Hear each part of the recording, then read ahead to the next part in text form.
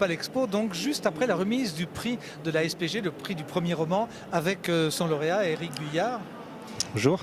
Donc paru aux éditions de l'Èbe, votre premier roman, L'adieu à Saint-Gilda.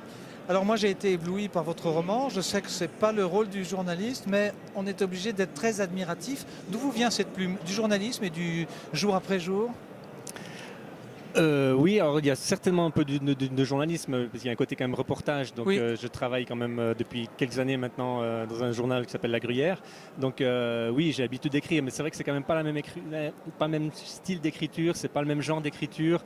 Il y a beaucoup de retravail en fait. Je retravaille énormément, et puis ça me touche que vous parliez de l'écriture en premier, parce que j'y mets un soin particulier. Enfin, j'essaye quand même de beaucoup rechercher, faire un travail sur le rythme, sur le bon mot, au bon endroit, etc. Donc je vous ai dit, mais c'est de plaisanterie que chacun comprendra. On part chez Ramu alors qu'on est en Écosse, on va y venir. On se retrouve tout d'un coup avec des phrases et des envolées qui rappellent Victor Hugo. Il y a même de la répétition poétique, ça fait penser à Saint John Perse. Alors vous avez une grande culture. Vous allez nous parler de cette île dont les habitants sont partis une fois pour toutes en 1930. D'où vous avez trouvé cette histoire ? Alors, j'ai trouvé au cours d'un premier voyage en Écosse avec mon épouse en 2012. On a visité l'Écosse, on était sur l'île de Skye, et dans un château qui s'appelle Dunvegan Castle, il y avait une exposition de photos anciennes, fin 19e siècle, des photos noir-blanc magnifiques de ces personnes qui étaient des gens de Saint-Kilda. Et j'étais vraiment fasciné par ces regards, par ces visages, par ces personnes, et par les quelques explications qu'il y avait sur cette île. Et j'ai commencé à me renseigner, à lire tout ce que je trouvais. Ça, c'est le journaliste, hein, oui, les sources. À lire tout ce que je trouvais là-dessus, sur cette histoire. Et plus je lisais, plus ça me passionnait. Et au bout d'un moment, je me suis dit, mais il y a vraiment une histoire à raconter autour de cette population qui vivait totalement isolée dans des conditions climatiques terribles, sur des bouts de rochers au large de l'Écosse. Et j'étais fasciné par ces histoires-là. Alors vous nous fascinez, vous, en donnant des noms à ces personnages. Alors sont-ils réels? Et MacLeod of MacLeod, Macpherson, Gillis, californien, on y reviendra. Est-ce que vous avez pris des noms du cru? On imagine que oui. J'ai pris au maximum les vrais noms des vraies personnes en fait. Donc qu'on voit au cimetière? Ouais.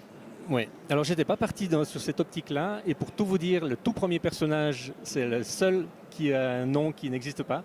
La vieille Campbell, oui. C'est pas un personnage qui existait, celle-ci est purement fictive. Mais après, petit à petit, je me suis dit, mais finalement, vu que les noms existent, vu que les personnes ont existé et qu'on connaît, il y a des documents, je me suis dit, autant mettre les vrais noms des vraies personnes. Après, je les ai évidemment inventés, ça reste une bonne partie de la fiction. Donc, mais on se sent un peu dans vrais. Un western, juste après la guerre de sécession, puisque ça se passe un peu dans les années 1889, etc. Comment est-ce que vous arrivez à vous glisser dans les émotions des gens de cette époque? C'est aujourd'hui ou en 2014 que vous allez vous ressentir cette impression, vous nous le faites partager comme un journaliste en disant voilà, je sens la vibration des gens de l'époque. Alors c'est ce que j'ai essayé de faire. Après, je ne peux pas garantir à 100% que tout est juste, que tout est.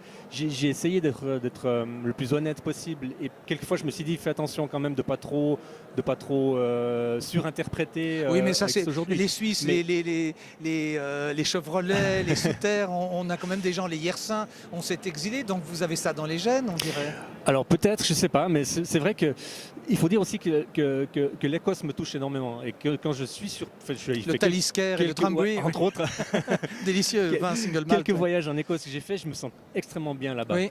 Et je me sens proche de ces gens. Je ne sais pas pourquoi, je parle anglais pas extrêmement bien, mais je me sens très proche, et je ressens, c'est vrai, un peu c'est peut-être prétentieux de le dire, mais je ressens un peu comme j'essaie de ressentir ce qu'eux pouvaient ressentir. La survie d'un groupe sur une falaise rocheuse, ça peut arriver sur le mont Eiger, ce genre de choses. C'est une réalité, ça, de ces gens qui ont survécu sous la pluie, les embruns, le guano Alors, c'est une réalité. On sait qu'ils ont survécu pendant toute cette période-là. 9 mois. 9 mois, 9 oui. mois. Après, par contre, j'ai totalement inventé la manière avec laquelle ils ont pu survivre. On ne sait pas ce qui s'est passé exactement sur ce rocher. On sait qu'ils y sont restés, qu'ils ont été sauvés 9 mois plus tard, qu'ils ont passé tout l'hiver. Mais j'ai vraiment imaginé comment ils pouvaient passer du temps là-bas. Comment est-ce ce qui s'est passé, ça je l'ai imaginé. Ouais. Et puis il y a l'histoire de la traversée, parce que vous leur faites traverser l'Atlantique. C'est terrible, plus de la moitié disparaissent. On oublie les maladies, on oublie les morts. Là aussi, c'est les récits de C'est vos lectures de jeunesse peut-être qui vous ont influencé? Non, là c'est un peu pareil. On connaît l'histoire, on sait qu'ils ont traversé, on sait que la moitié des 36 habitants de Saint-Kilda sont morts durant le voyage. Mais après, la vie sur le bateau, etc., je l'ai inventé. Ils sont morts tout simplement parce que, étant extrêmement isolés sur leur île, ils n'avaient pas développé d'anticorps. Oui, c'est un cours d'immunologie, là, votre livre aussi. Et ça, c'est le ils ont journaliste. pris tous les virus et les microbes qui traînaient. Ils ont été beaucoup plus fragiles que les autres. On va terminer pour donner envie à nos auditeurs. On va parler de Gillis, le Californien, qui retient l'attention parce qu'il a 3 vies, cet homme-là, même 4. Et on l'abandonne quand il est en Alaska. D'où l'idée, c'est que c'est un perpétuel errant.